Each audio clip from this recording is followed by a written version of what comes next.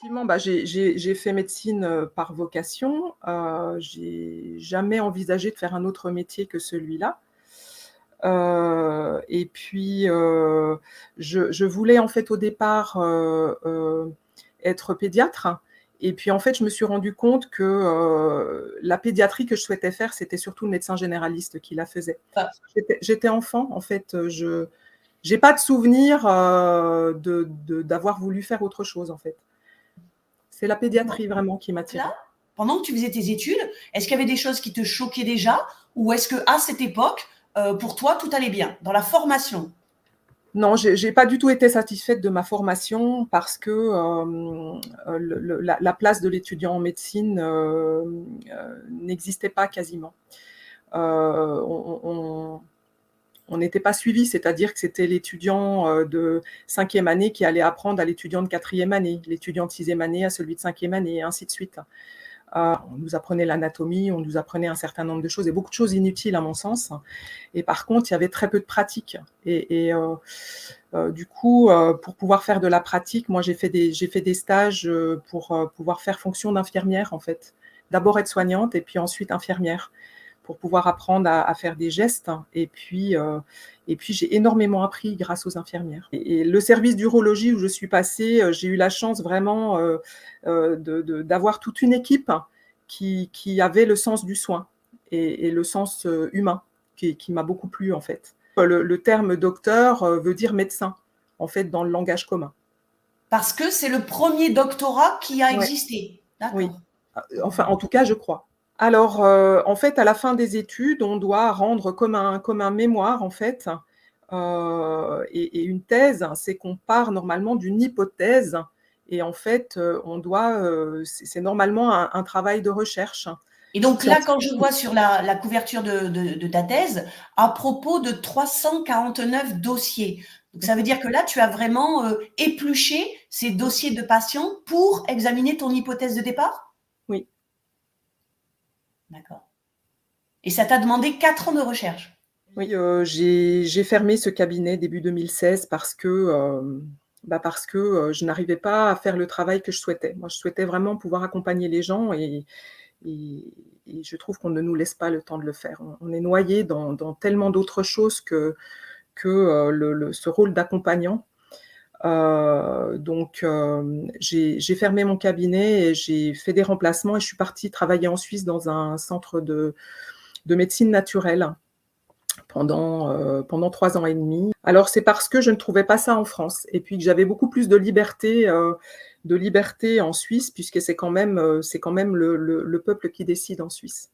Ce sont des votations par le peuple en Suisse. Donc en fait, si la population souhaite, une certaine médecine, elle l'aura.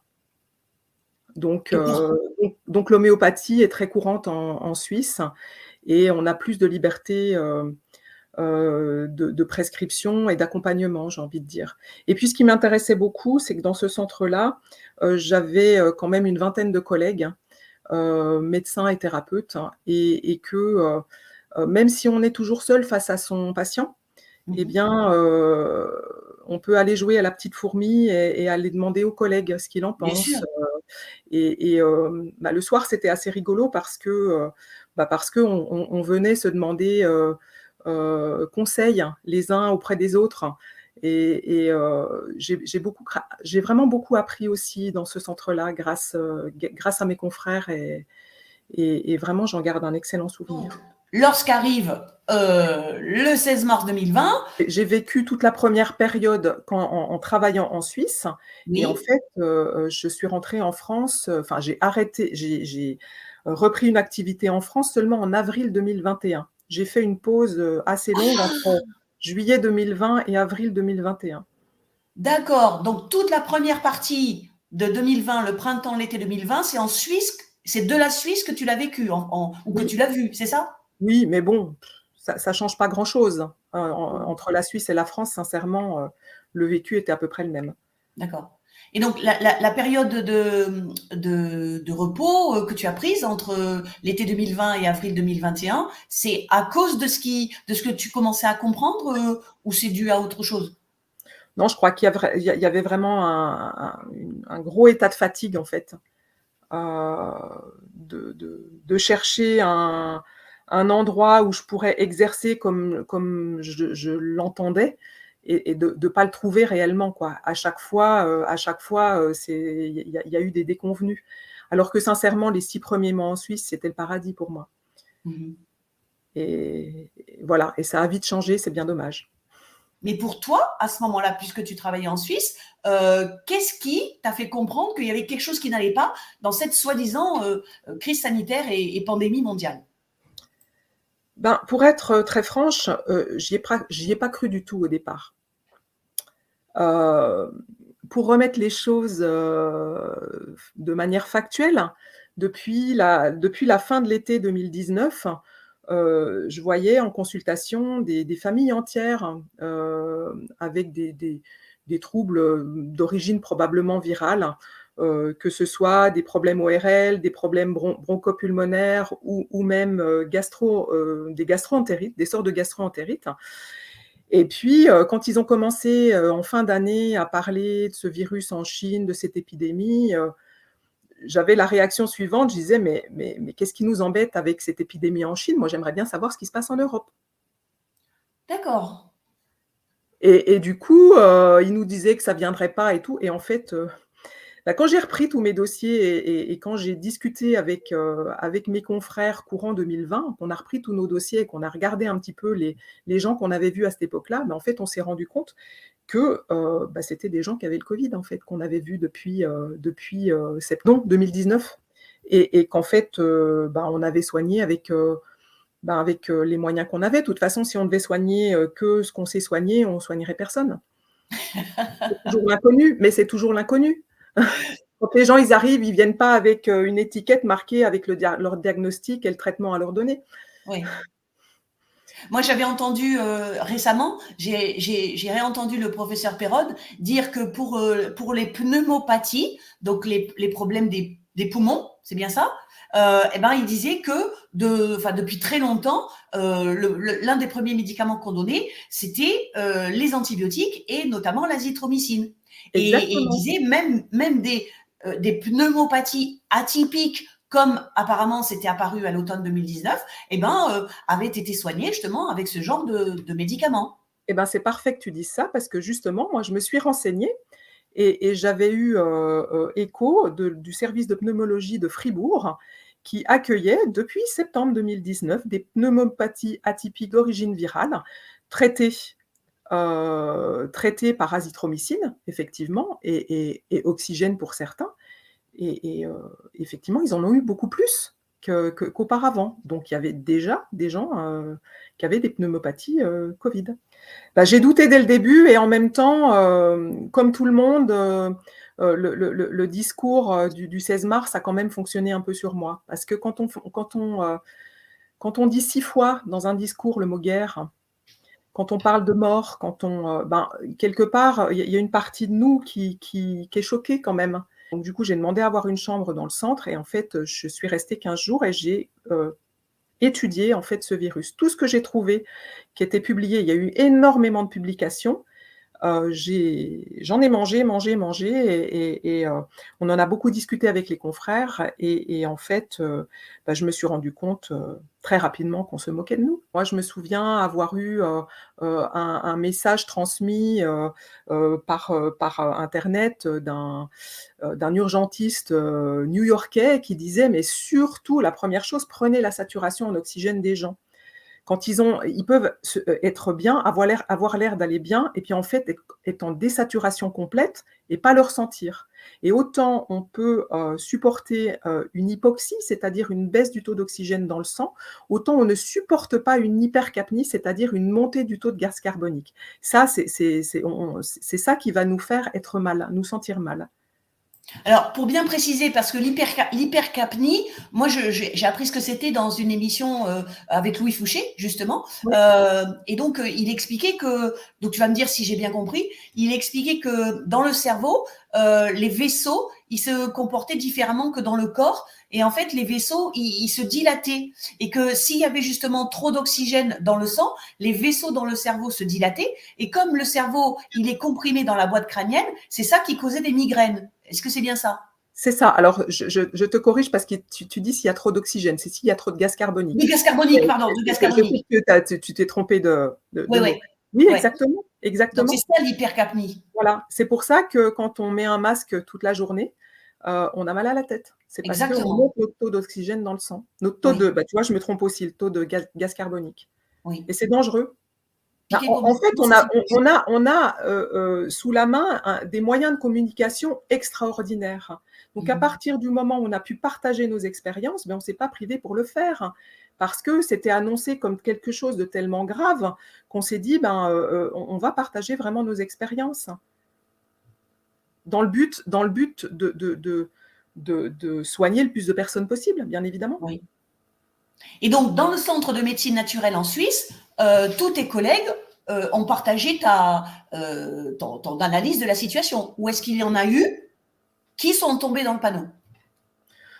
Non, on en parlait tous les jours puisque, chaque matin, en fait, il fallait qu'on puisse avoir un discours cohérent, auprès des secrétaires pour quand elles répondaient au téléphone. Donc en fait, on faisait une petite réunion tous les matins à 7h30 et je faisais le point, en fait, sur, tout ce qu'on avait lu, la veille et pour qu'elles aient toutes la même réponse auprès des patients. Donc D'accord. sincèrement, moi, j'ai pas vu de patient pendant 15 jours parce que les gens avaient peur, hein. Le discours était le même en Suisse, hein. Surtout restez chez vous, n'allez pas voir votre médecin traitant et moi, au bout de 15 jours, de téléphone, j'ai dit: «Mais c'est pas possible, les gens qui avaient du mal à respirer au téléphone», je leur disais: «Mais il faut absolument que je vous voie». Donc en Oui. fait, moi, j'ai repris mes consultations normales au bout de 15 jours. Et À part alors, à cette période-là, Lynn, quand tu entendais au téléphone que les gens avaient des problèmes respiratoires et que tu les invitais à venir en consultation, est-ce que à ce moment-là, tu as senti qu'il y avait beaucoup de gens qui avaient tellement peur qui refusaient même de venir? Est-ce qu'il y en a eu beaucoup ou pas beaucoup? il y en a eu quelques-uns, alors, nous, on a plus eu des gens qui étaient très contents qu'on puisse les voir, qu'on accepte de les voir. Parce qu'ils avaient eu 1 fois, 2 fois, même 3 fois, en fait, le numéro d'appel spécial covid et on leur avait dit: «Non, non, non, vous êtes pas assez mal, Oh là là. vous restez chez vous». Donc nous, on les voyait et après on a eu la difficulté, de pouvoir avoir les médicaments, en fait. Je me rappelle un patient qui toussait, qui avait eu de la fièvre, qui toussait depuis 3 semaines et en fait, les pharmacies avaient pour mot d'ordre de ne pas délivrer d'azithromycine. Déjà en 2020? Oui, En Suisse? On parle bien de la Suisse là. on parle de la Suisse. Oh là là là. Donc du Eh ben, coup, comme c'était une pharmacie qui connaissait bien, bon, c'était une grosse famille, une famille de 4 enfants, j'ai appelé la pharmacienne au téléphone et elle m'a dit: «Écoutez, j'en ai en stock, je vais lui en donner» et oui, oui, c'est fou. On a eu des situations où les gens n'étaient pas acceptés en milieu hospitalier ouais. et nous qui étions, donc libéraux, on n'arrivait pas à obtenir les médicaments qu'on prescrivait pour qu'ils puissent les avoir. Alors, face à cette situation, est-ce que à ce moment-là, en discutant avec tes collègues, l'idée vous est venue que c'était délibéré? C'est-à-dire ce refus de vous laisser utiliser des médicaments éprouvés et efficaces, c'était délibéré. Est-ce que vous y avez pensé à ça à ce moment-là? Je crois que, sincèrement, pour ma part, j'étais sous le choc et j'étais dans la colère. Ça a entraîné énormément de colère. Donc en fait, quand on est dans la colère, On c'est n'analyse difficile, en pas. fait, d'analyser les choses. C'est Ouais, par ouais, après que j'ai plus analysé, que j'ai pris du recul. Aujourd'hui, j'ai du recul par rapport à ça. ouais. J'ai beaucoup, beaucoup moins de colère. Oui, c'est ça, je me disais qu'on avait encore monté d'un grade dans, comment dire? Dans l'incohérence. Il y avait déjà beaucoup d'incohérences, il y avait déjà beaucoup, d'infiltration, des du lobbying pharmaceutique, que j'avais remarqué. Et puis là, c'était le summum, quoi. Et pompier volontaire et qui, 2 mois et demi après la 3e injection, de vaccin, contre l'hépatite B, a développé une première poussée de sclérose en plaques. Et donc il a vu, donc je l'ai accompagné à ce moment-là, il a vu un 1er neurologue parce qu'en fait son médecin traitant, il Bon, il avait l'impression, c'était juste une petite claque dans le dos, oh, ça va bien aller, sauf que les symptômes qu'il avait n'étaient pas du tout normaux. Donc, il a vu un premier neurologue, et puis, lors de la deuxième consultation, en fait, je me suis rendu compte que c'était peut-être lié au vaccin, en fait. Et quand j'ai dit: «Mais au fait, je vous donne une information», il a reçu les 3 doses de vaccin contre l'hépatite B à telle date, telle date, telle date. Et en fait, 3 doses, il y avait déjà 3 doses à ce moment-là? oui, c'était le schéma normal, hein. C'était Le le schéma schéma normal? normal qu'il a oui, oui, c'était le schéma normal qu'il avait eu, pour la vaccination contre l'hépatite B, et les pompiers volontaires étaient obligés de la faire. De toute façon, l'obligation vaccinale, c'est quelque chose qu'on connaît depuis longtemps, nous les soignants. Et du coup, quand j'ai eu fini de lui dire ça, il nous a mis dehors. Et il a Ah bon? refusé oui, il a refusé de porter le diagnostic de sclérose en plaques. Oh là là là! Et il y a eu 9 mois d'errance. Errance médicale. Et donc, ça veut dire concrètement que des personnes vont taper à la porte de plusieurs médecins et se voir refuser des soins par ces médecins. C'est ça que ça veut dire? Oui. Et là, D'accord. pour le coup, c'était un refus de diagnostic, alors qu'il y avait tous les éléments pour porter le diagnostic. Oh là là là là. Et comment ça s'est fini? On a réussi à trouver un neurologue qui a accepté de faire le diagnostic. Bien évidemment, du coup, on n'a pas parlé de vaccin, alors qu'en fait, c'était une question qu'on se posait, simplement. Oui. Et de toute façon, au vu de ce qui s'est passé derrière chaque injection, il est clair que ce sont des effets secondaires, et c'est pas le premier, c'est pas le seul à avoir eu ce genre d'effets secondaires-là. Et quand le diagnostic a été retenu, et en fait, les pompiers ont cherché à le faire démissionner. Il s'est fait jeter du don du sang, c'est-à-dire qu'il donnait son sang 4 fois par an. Il s'est fait jeter. Il a reçu un courrier en disant, vous ne donnerez plus, nous ne vous autorisons plus à donner votre sang. D'accord. Voilà. Et c'est difficile, hein. Et en fait, les gens qui sont victimes d'effets secondaires comme ça, voilà, pour qu'on puisse pas dire qu'il y a un effet secondaire, en fait, on écarte les gens. Oui, on les empêche de déclarer. Tout à Et fait. j'avoue que ça m'a profondément choquée. Et alors, à toi, à l'époque, est-ce que tu connaissais justement la déclaration des effets indésirables à la NSM, enfin qui s'appelait à l'époque l'AFSAPS? Tu connaissais pas du tout ça alors? Non. D'accord. En fait, cette histoire-là m'a permis de découvrir plein de choses. Donc c'est ce moment, comment dire, cette expérience avec justement une personne de ton entourage qui en gros jouait le rôle de révélateur qu'il y avait des Oui, c'est dysfonctionnements parce vraiment que graves. oui, parce qu'on peut pas poser des questions sur certaines choses. Voilà, la vaccination, ça ne se discute pas.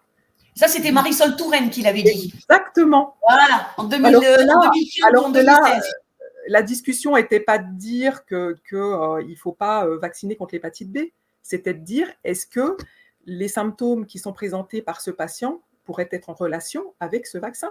Tout à fait. Comme Tout tout, à fait. un vaccin, c'est un médicament, hein. Exactement, exactement. Quand Ouais. je bossais en établissement pour personnes âgées dépendantes, en fait, j'ai été convoquée par le directeur de l'établissement parce qu'il avait entendu que je souhaitais, en fait, vacciner contre la grippe en demandant le consentement libre et éclairé. Et en fait, il m'a dit, «Écoutez, je veux pas savoir ça. Moi, je vous demande de vacciner tous les résidents qui sont sous votre responsabilité, et si vous ne voulez pas le faire, vous devrez obtenir un refus des enfants», puisque donc on a des résidents, qui sont en général qui peuvent pas forcément décider tout seuls, mais bon, pas tous. Il fallait que j'obtienne un refus, c'est-à-dire un papier avec: «Je refuse d'être vacciné contre la grippe».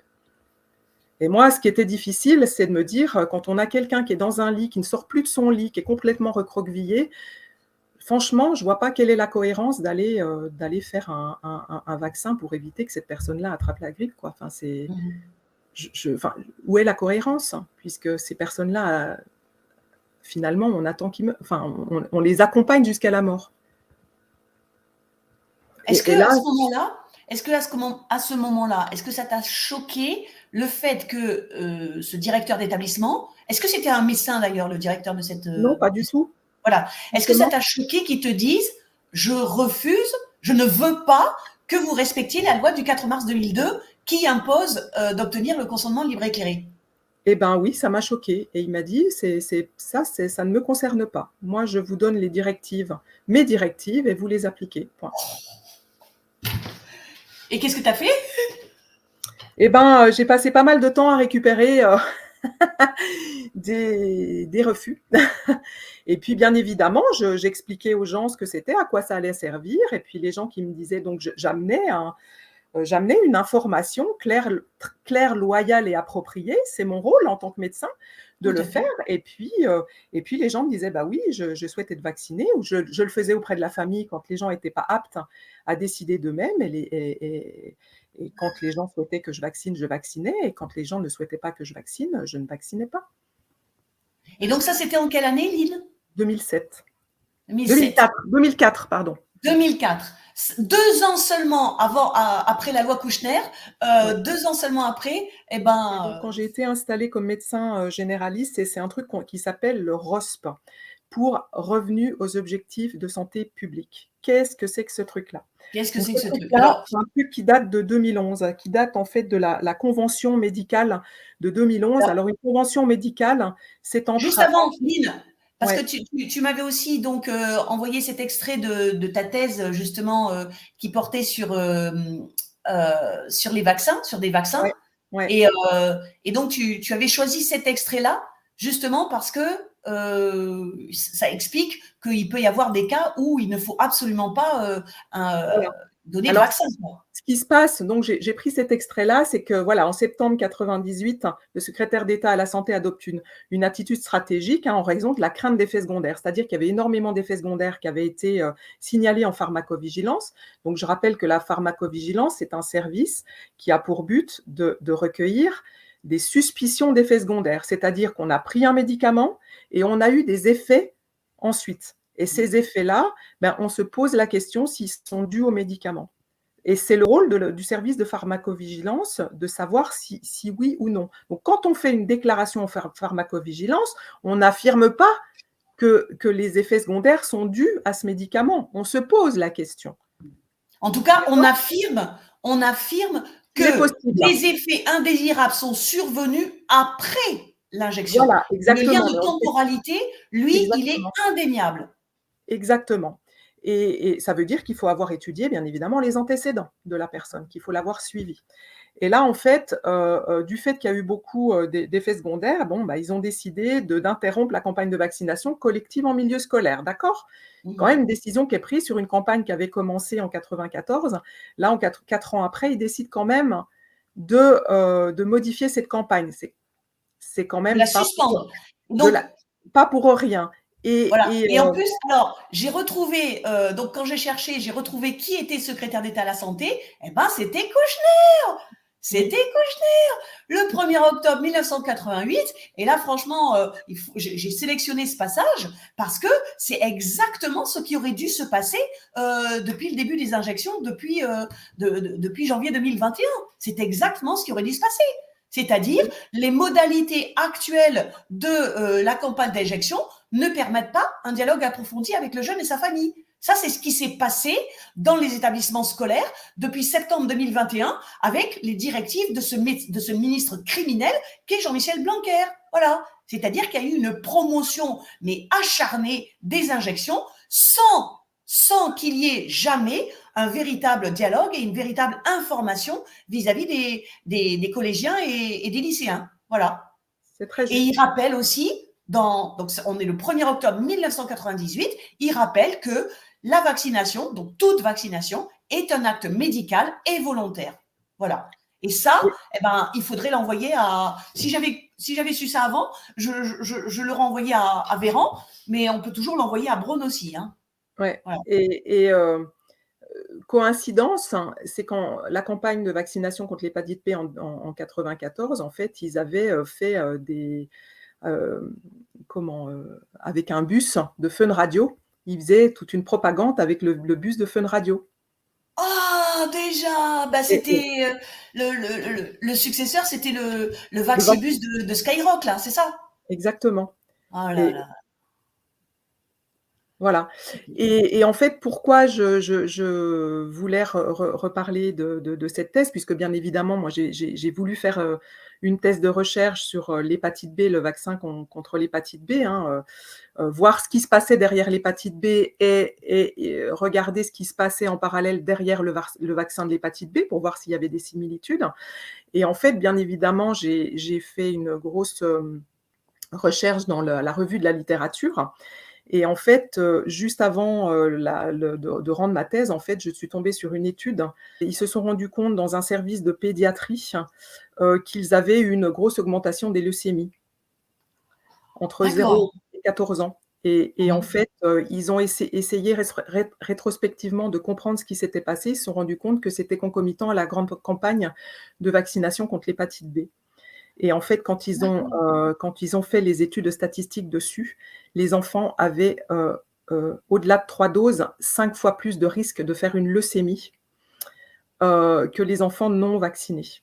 Mais c'est exactement la même chose qui se passe avec les injections Covid, avec pour les myocardites Voilà, sauf que ou le les problème, c'est cystites. que j'ai eu une chance inouïe, c'est qu'en fait, j'ai su que cette étude allait sortir. J'ai Oui, appelé à l'époque l'Agence du médicament qui est devenue l'ANSM.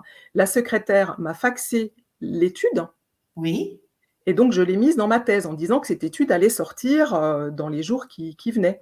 Et oui. l'étude n'est jamais sortie. J'ai été choquée par la censure de cette étude parce que, l'hépatite B, je rappelle que c'est une maladie qui se transmet par voie sanguine ou par voie sexuelle. Donc théoriquement, un enfant, mis à part si sa maman a une hépatite B, et là c'est un cas particulier bien évidemment, heu, bah, il a théoriquement pas de risque d'attraper l'hépatite B. Tout à fait. Oui. Alors quand on multiplie par 5 son risque de mourir d'une leucémie aiguë, ça m'embête beaucoup. Je vois pas Mmh. comment on peut parler de bénéfice. Donc, il y avait déjà de la censure, hein, et sincèrement, il est très facile de faire un rapport bénéfice-risque quand on vire toutes les études qui vont pas dans le Et c sens que l'on voudrait. Et ça date de la fin des années 90, ouais, début des années 2000. ouais, ouais, ouais. Là, ça me Donc demande un petit revenus aux objectifs de santé publique. Donc en fait, c'est issu de la convention, 2011, donc la convention signée entre les caisses primaires d'assurance maladie et les médecins libéraux. D'accord? mmh. Voilà. Et en fait, l'idée, c'est que, si on pratique bien comme la caisse nous demande de pratiquer, ben, on est rémunéré à certains actes. C'est-à-dire que, ben, par exemple, heu, puisqu'on parle de vaccination, si la caisse, primaire d'assurance maladie décide qu'il est très important dans la prévention de la grippe de vacciner contre la grippe, et ben, le médecin généraliste qui va vacciner contre la grippe, qui va faire beaucoup de vaccinations contre la grippe, eh ben, va gagner de l'argent par rapport à ces actes-là. Il va gagner de D'accord, l'argent supplémentaire. ouais, Donc c'est déjà une sorte de corruption. oui. En gros, Voilà, c'est le système, en l'occurrence, la Caisse nationale d'assurance maladie, c'est le système qui dit: «On vous fixe tels objectifs et si vous remplissez bien vos objectifs, vous allez gagner un peu plus d'argent». exactement. Et si par exemple donc, dans la prévention, cardiovasculaire, ils estiment qu'il est important, à partir de tel taux de cholestérol, de le faire diminuer par des hypocholestérolémiants, ben, grâce à notre numéro de prescripteur, donc ce qu'on appelle le numéro RPPS, ils vont nous tracer en fait, et en fait, ils vont voir combien on a prescrit d'hypocholestérolémiants, donc pour faire Oh diminuer le là cholestérol. là! Et donc, D'accord. moi, quand j'étais installée, j'avais une visite, par année, d'un représentant de la caisse primaire d'assurance maladie qui venait avec les graphiques en me disant: «Bon, bah, dites donc, en prescription d'hypocholestérolémie, vous êtes pas bonne, hein». Oh!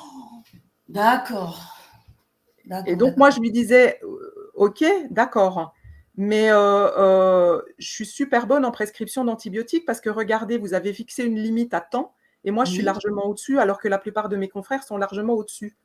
Moi, oui, j'étais largement en dessous puisque c'était à l'époque où on commençait à dire: «Les antibiotiques, c'est pas automatique».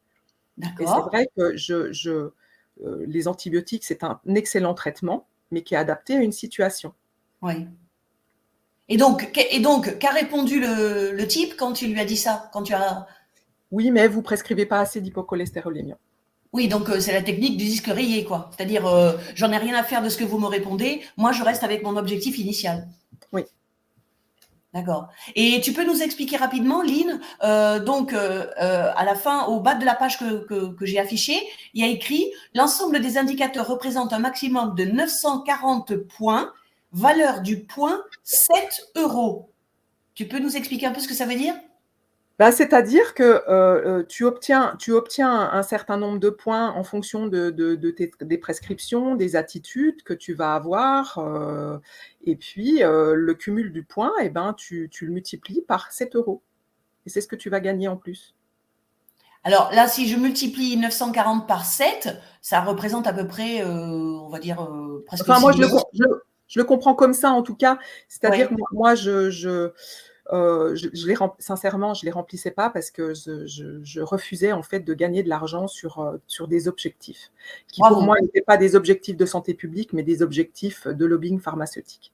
Bravo. Oui, il y a une Ouais. chose que j'ai pas dit dans l'expérience que j'ai eue. J'ai fait 11 ans, en tant que médecin, de département d'information médicale, donc je le faisais à temps partiel, en plus de mon cabinet médical.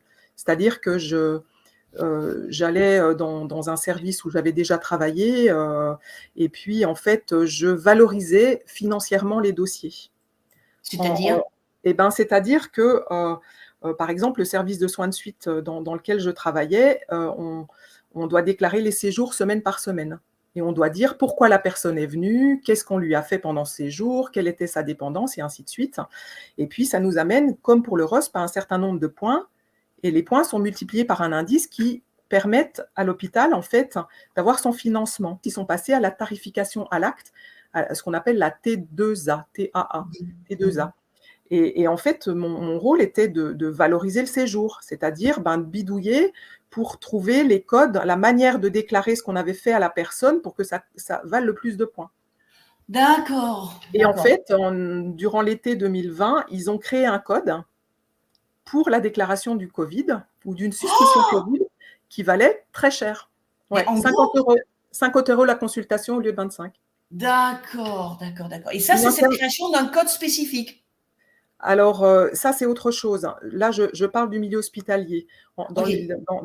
Pour les libéraux, par exemple, une infirmière qui va faire une prise de sang à domicile, c'est 4 € Oui. et si elle va faire un test PCR, c'est 25. Un OK. médecin, s'il voit dans le cadre de sa consultation, heu heu quelqu'un, comme ça, qui n'est pas Covid, qui n'est pas suspicion Covid, c'est 25 €. Si c'est suspicion ou Covid, il peut facturer 50 €. L'un des exemples de dévoiement qui t'a frappé, c'est justement cette rentabilisation. Un petit peu, c'est un petit peu, ah non, excuse-moi, j'ai Non. mal, c'est pas le bon PDF. C'est un petit peu ce qu'on disait dans la chanson quand il y avait le mot rentabilité. Donc un exemple flagrant de cette rentabilité, de cette, j'allais dire financiarisation des soins, c'est la ROSP. Ouais, D'accord. le revenu aux objectifs de alors c'est même rémunération. La rémunération aux objectifs de santé publique. Mmh. Ouais. OK. Voilà, sauf Alors, que les objectifs sont pas vraiment des objectifs de santé publique. C'est voilà, bien là le d'accord. problème. Ouais. Comme tu dis, c'est des objectifs de rentabilité du lobbying pharmaceutique. Ça, c'est vraiment qu'il y avait un énorme contrôle des caisses d'assurance maladie, déjà à Quand l'époque. tu dis Mais ça, c'est ce qui m'a fait fermer mon cabinet. Si je peux pas faire de la médecine de campagne, ça sert à quoi? Je veux tu dire. connaissais Christophe Dejour, le psychiatre, donc c'est un très très bon psychiatre, et il parlait justement de la prise de pouvoir au début des années 90, de la prise de pouvoir des bureaucrates et des gestionnaires. Et donc cet exemple-là, ce quatrième exemple, pour moi, c'est ça que ça évoque, c'est-à-dire l'emprise de la bureaucratie ou des gestionnaires administratifs sur des personnes qui pratiquent l'art de soigner. Il y a une chose, intéressante, du discours du 16 mars, c'est qu'à un moment donné, il dit: «En cas de seconde vague à l'automne».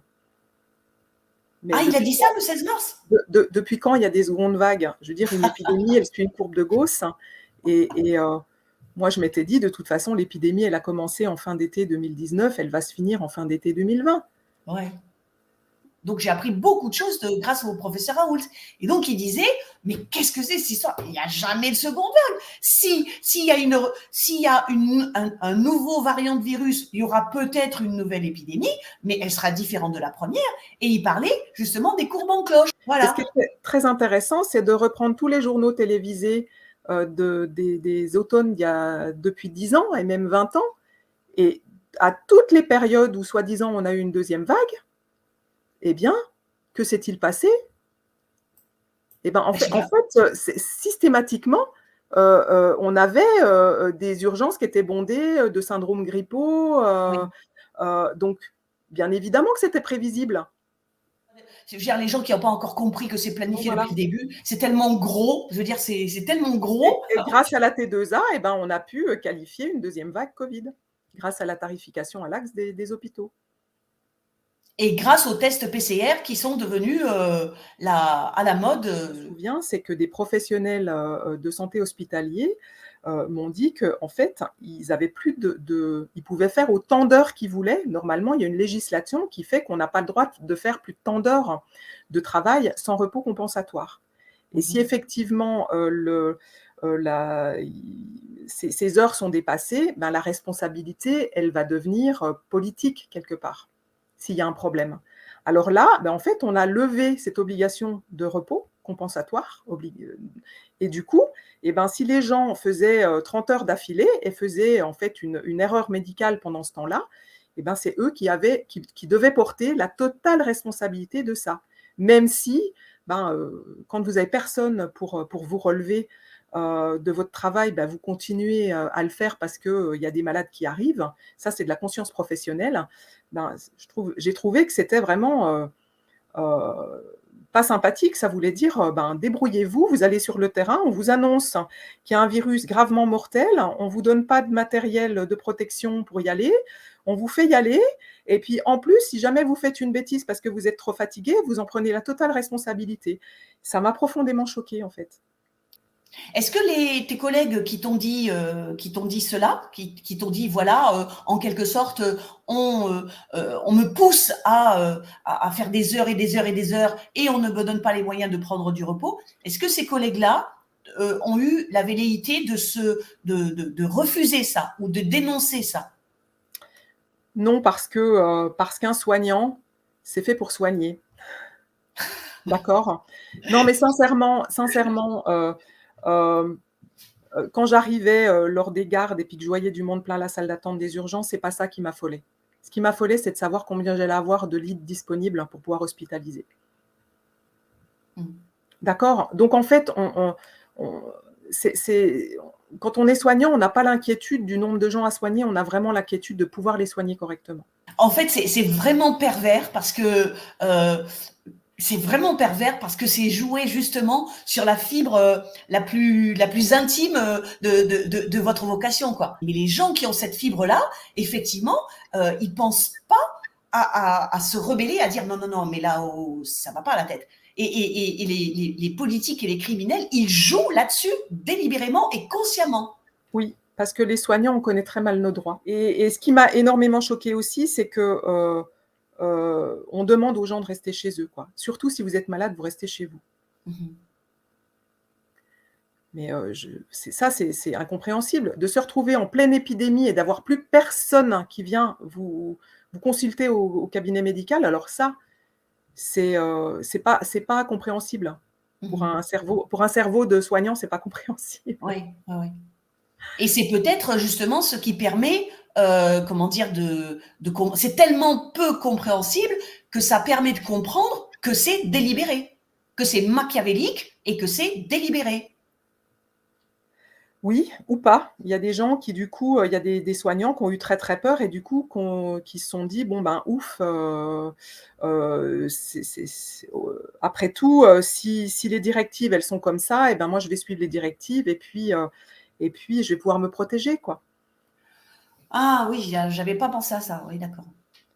Mais la peur, c'est quelque chose de très humain. On peut pas en Oui. vouloir à quelqu'un d'avoir peur. Il y a autre chose qui t'a choqué aussi et qui t'a permis de comprendre que c'était pas du tout normal, c'est le classement par la ministre de la Santé française qui s'appelle Agnès Buzyn, qui, je le rappelle quand même, est toujours mise en examen par la Cour de justice de la République, d'accord? C'est pas parce qu'elle a disparu du paysage politique qu'elle n'a pas, un jugement qui lui est qui est aux fesses, à ses fesses. Donc, Agnès Buzyn, eh ben, elle a fait quelque chose, évidemment, là encore, totalement incompréhensible en janvier 2020. Oui, exactement. Donc, à une période où il nous disait: «Ne vous inquiétez pas, l'épidémie, de coronavirus, restera en Chine, ne viendra pas jusqu'en Europe», ainsi de suite, heu, eh bien, il est important de comprendre et ça l'IHU de Marseille, l'avait bien dit, que sur le SARS-CoV-1, en fait, ils avaient essayé, différentes molécules et que Mmh. l'hydroxychloroquine fonctionnait. Il faut bien Mmh. comprendre une chose, c'est qu'en fait, dans les laboratoires de recherche, ils ont un panel de molécules qui sont bien connues, c'est-à-dire qu'on connaît les indications, les contre-indications, les effets secondaires et du coup, ben, en fait, ils font des essais in vitro sur, des virus et des bactéries quand on est face à des nouvelles épidémies. Et là, ça marchait sur le SARS-CoV-1, donc ils se sont dit: «On va essayer sur le SARS-CoV-2». Il s'est avéré que ça fonctionnait. Ce qui ne veut pas dire qu'on pouvait soigner tout le monde, mais Mmh. et là, eh ben, c'est passé en fait. Qu'est-ce que ça veut dire que c'est passé sur la liste des substances vénéneuses? C'est-à-dire que jusqu'au 12 janvier 2020, on pouvait acheter l'hydroxychloroquine en pharmacie sans ordonnance. C'était en vente libre, hein. Il y a des milliards de gens qui ont pris de l'hydroxychloroquine. On a 70 ans de recul sur l'hydroxychloroquine, puisque c'est un antipaludéen. Donc en fait, les gens, quand ils vont en Afrique, en particulier les militaires, ils peuvent même en prendre pendant, des mois, voire des années, tous les jours. Donc on a un grand recul par rapport à ça. Et là, eh ben, on le fait passer à nécessiter, en fait, que ce soit un médecin habilité, donc médecin hospitalier ou médecin spécialiste, qui puisse initier le traitement. Mmh.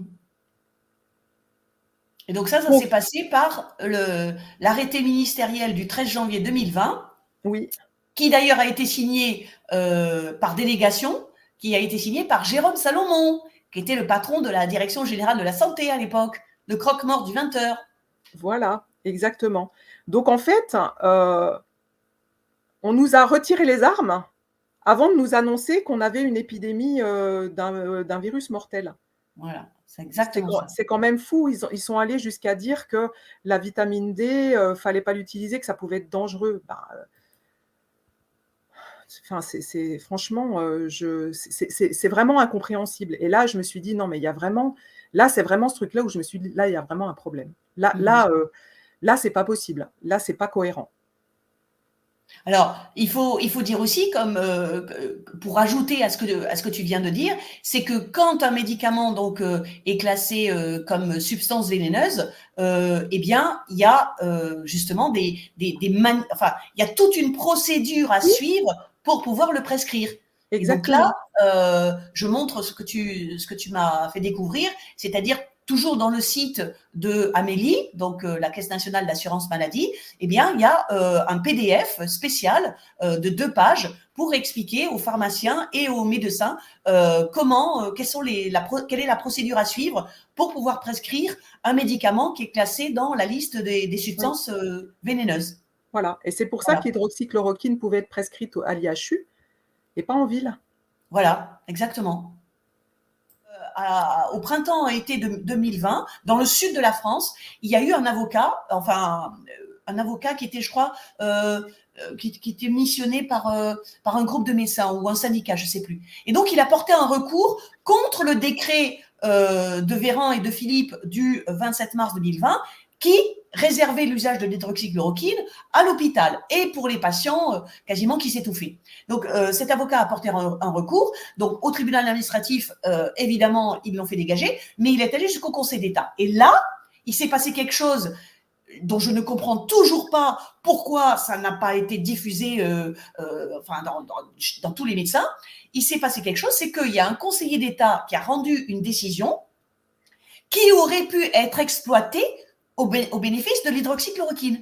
Parce que dans cette décision du Conseil d'État, il était écrit noir sur blanc que oui, les médecins de ville pouvaient continuer à prescrire de l'hydroxychloroquine à la condition de faire des électroencéphalogrammes à leurs patients et à la condition de bien suivre leurs patients.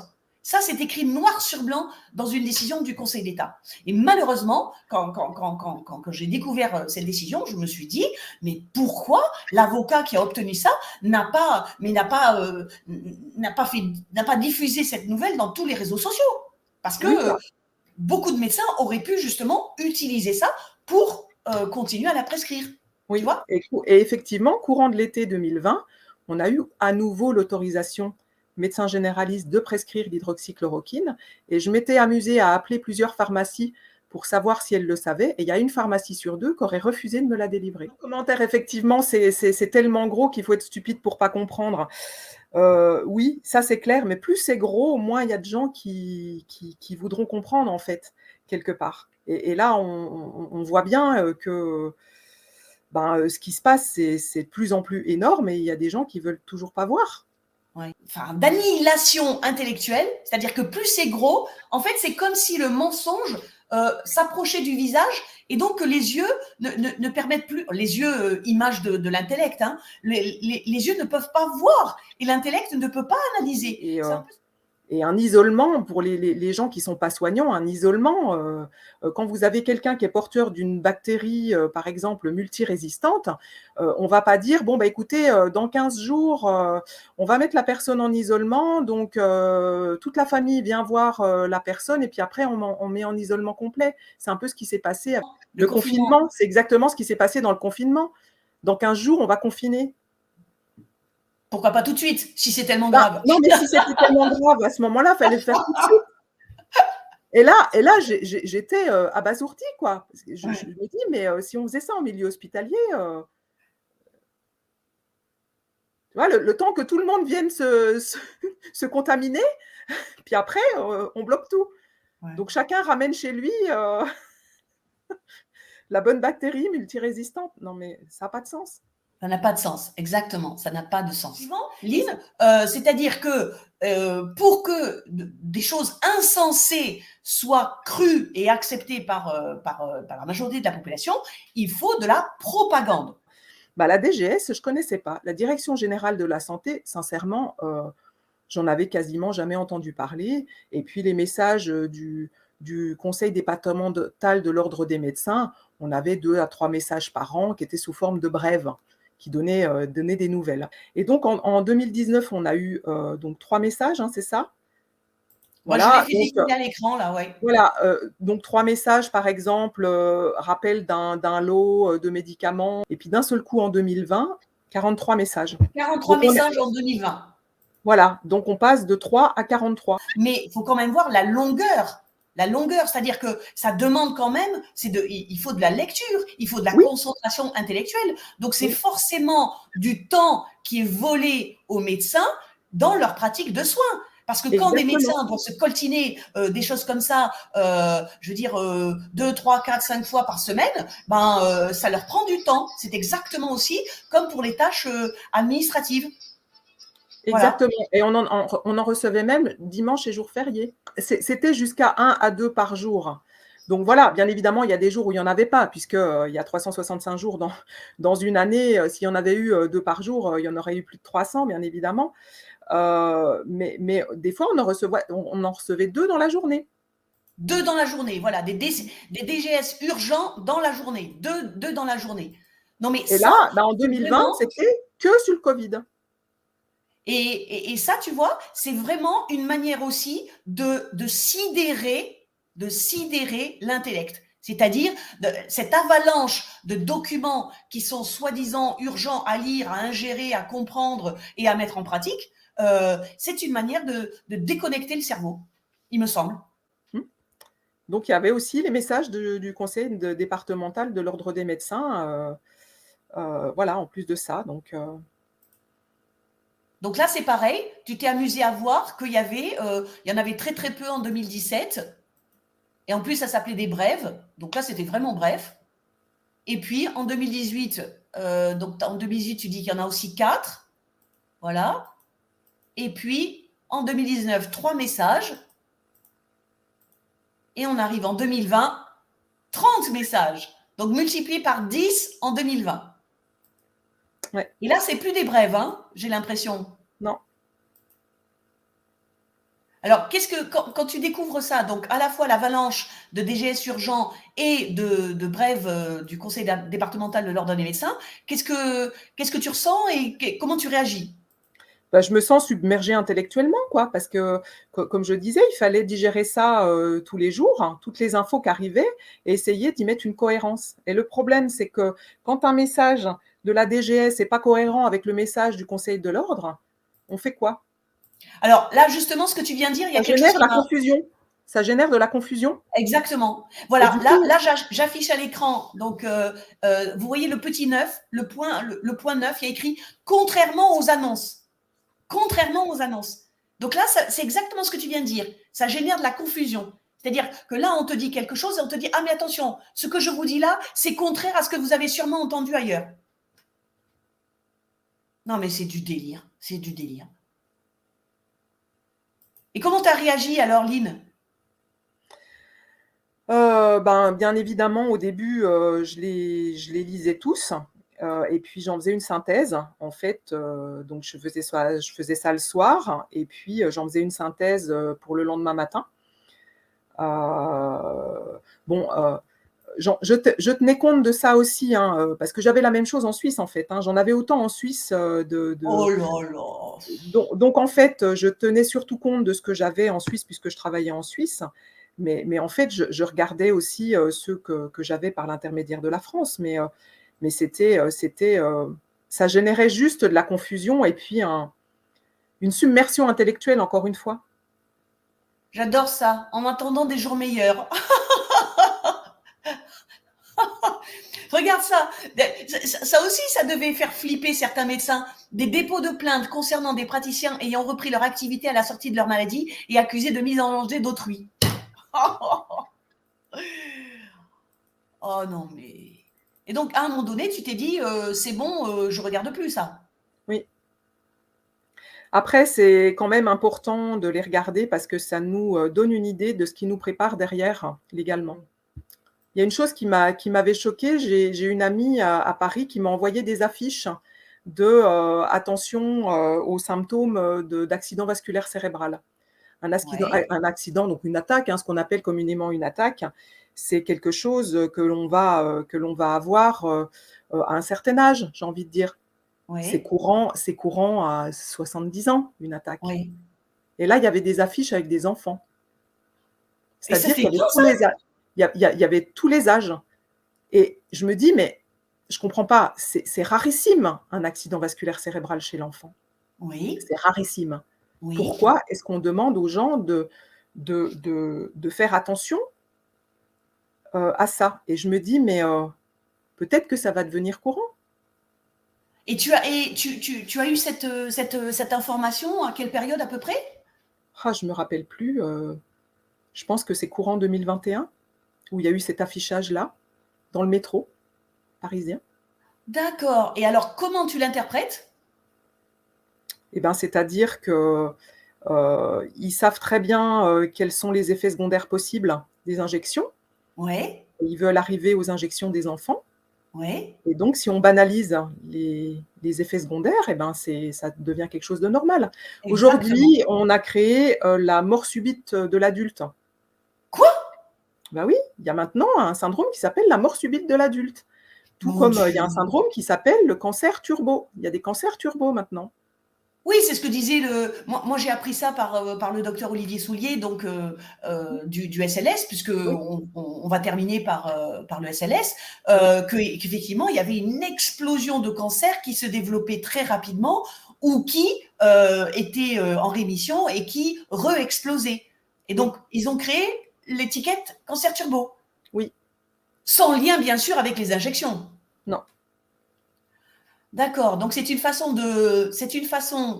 de, comment dire, euh, de banaliser des affections qui sont des effets indésirables des injections, de les banaliser et de faire croire à la population que ces affections, finalement, elles apparaissent comme ça, quoi.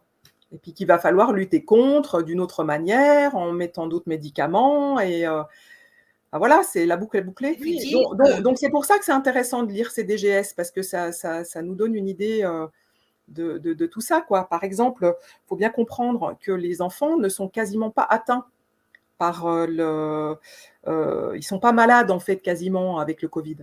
Exactement. Ça, et D'accord? ça, Parce qu'ils ont une réaction immunitaire assez particulière, hein, qui est plutôt sur le versant cellulaire. Donc du coup, en fait, ils sont très, très peu malades. Et suite à une infection virale, on peut faire, un problème, multisystémique, c'est-à-dire une inflammation, multiviscérale. Et en fait, bon, il y en a que ça peut être grave effectivement, ça peut nécessiter une hospitalisation, mais quel que soit le virus, on peut avoir ce type d'atteinte-là. Et là, et ben, en fait, ils nous ont mis en garde en disant que si jamais un enfant avait la moindre suspicion de ça, il fallait absolument le faire hospitaliser tout de suite. et ça, c'est le fameux PIMS. C'est le fameux PIMS. Et Voilà. du coup, bah, ça permet de classer plus de nombre de PIMS. Eh oui, oui, oui, Et de bien sûr. dire que les gamins ont été gravement malades suite au Covid. Oui. Donc, il serait bien de les protéger par une petite injection. C'est exactement l'argument fallacieux de ce criminel qui est Alain Fischer lorsqu'il a été auditionné publiquement le 24 mai 2022 par l'OPEX. C'est exactement ce qu'il a encore répété. Oui, mais vous comprenez, il y a 500 enfants qui ont eu le PIMS. Oh, c'est grave quand même, hein. Et puis hospitalisation. Donc, si on pouvait prévenir ça en les vaccinant à l'avance, ben, ça serait bien. C'est Voilà. exactement ce qu'a dit ce criminel. Sauf qu'en 2020, il n'y a pas eu plus de PIMS qu'en 2019. Et qu'en fait, effectivement, ils ont été concentrés sur une même période, par contre. Voilà. Et probablement, c'était dû à ce virus-là. Mais tous les virus peuvent entraîner un PIMS. Mais le fait est, c'est que quand même, ces DGS, quand on les relit, on se dit: «Waouh, ils préparent un terrain de quelque chose, quoi. C'est dingue». Oui. Voilà. Donc après, moi, j'avais l'impression qu'on en avait encore eu plus que ça parce que je me suis sentie harcelée, sincèrement. Je me suis sentie harcelée à un moment donné. Et puis, il y a des voilà, il y avait 5 à 10 pages, quoi, à chaque fois. C'est Et quand, énorme. et quand Violaine Guérin, elle parle donc de menaces de déconventionnement ou de menaces de radiation par le Conseil de l'ordre, est-ce que toi, tu en as entendu aussi parler autour de toi? Oui, alors, ça, c'était dépendant, des départements, en fait, hein. Heu, hem, Parce par qu'il y a contre, des conseils départementaux.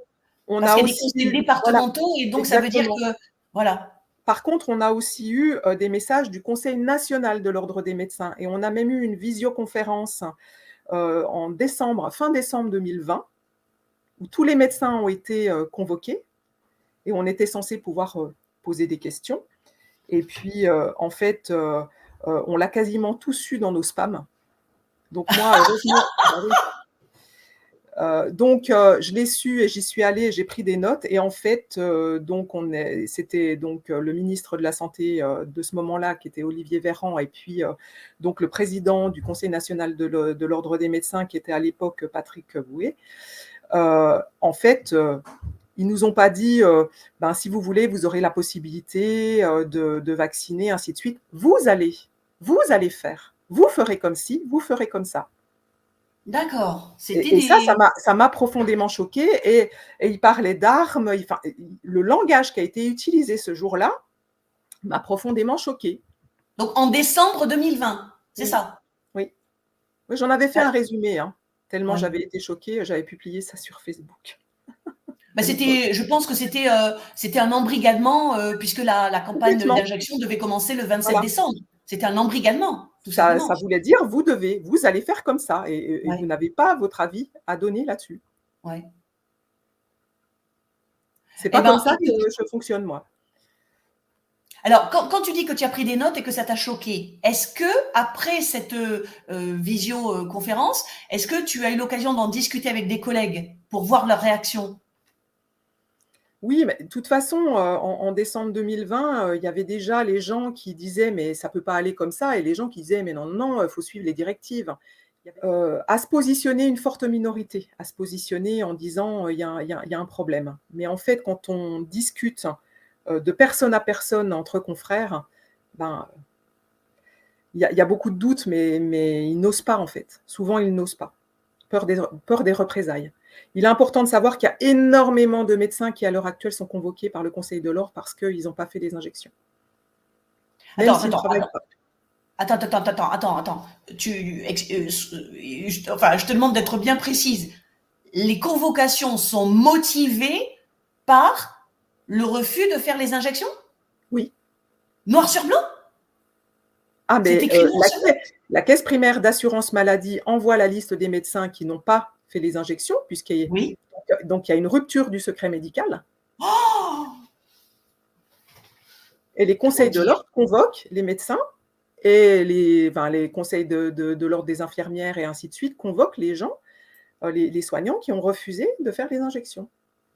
Alors c'est pas dans tous les départements. Il Oui, y a des départements où ils font beaucoup de zèle oui.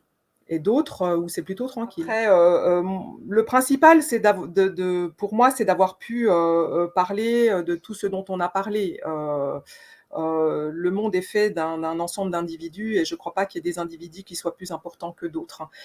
Et pour moi, en tout cas, j'ai envie d'être très positive sur tout ça parce que, je retire de tout ça une immense richesse humaine. Parce qu'on s'est énormément mis en lien et en fait, on a eu vraiment des rencontres entre des mondes qui ne se seraient jamais rencontrés. Je pense la rencontre entre le monde médical et le monde des avocats. Mmh. Là aujourd'hui, ça se fait naturellement au sein du syndicat, par exemple et puis, chacun met ses compétences. Alors on a tous des compétences différentes, heu extra-professionnelles, j'ai envie de dire, qu'on met au bénéfice, du commun et puis, il y a eu un gommage, du niveau, social. C'est-à-dire que, avant, le médecin, il était le plus en haut, après il y avait l'infirmière et ainsi de suite et aujourd'hui, on est tous du même niveau social. On veut tous la même chose et c'est important, à mon sens, que ça se passe comme ça, qu'on remette de la citoyenneté, de l'humanité là-dedans et Mmh. je pense que l'on tend vers ça réellement. Donc c'est vraiment ce que l'on essaye de faire avec le syndicat Liberté Santé et je serais très heureuse de pouvoir le présenter, avec mes collègues, prochainement. Mais je crois qu'aujourd'hui, il est important que chacun puisse se positionner et puis témoigner, en fait. C'est vraiment le Oui, témoignage de chacun qui est important oui, et oui. chaque témoignage est important. Donc Exactement. voilà, c'est ma petite contribution. Eh bien, il faut que des personnes servent d'exemple. C'est-à-dire que toi, justement, tu t'es mise en avant déjà en devenant secrétaire générale du SLS. Tu voulais de l'intimité, mais là, tu es dans le public. Mais ça va donner l'exemple à d'autres personnes de faire la même chose. Parce que si personne ne le fait, eh ben, je vais dire, la masse restera toujours dans l'ombre. Et il faut qu'il y ait de plus en plus de personnes, à la limite, qui le fassent qu'une fois, mais qui le Oui, oui. fassent parce que Oui, comme oui. ça donnera envie et ça donnera courage à d'autres personnes de le faire aussi, tout Bah, simplement. c'est vrai que j'ai beaucoup d'admiration pour ceux qui l'ont fait dès le départ, comme Louis Fouché, Olivier Soulier, Rick Mena, Violaine Guérin et tous ces gens-là qui ont osé parler à un moment donné où ils prenaient énormément de risques de le faire, quoi et merci à toi aussi pour ça.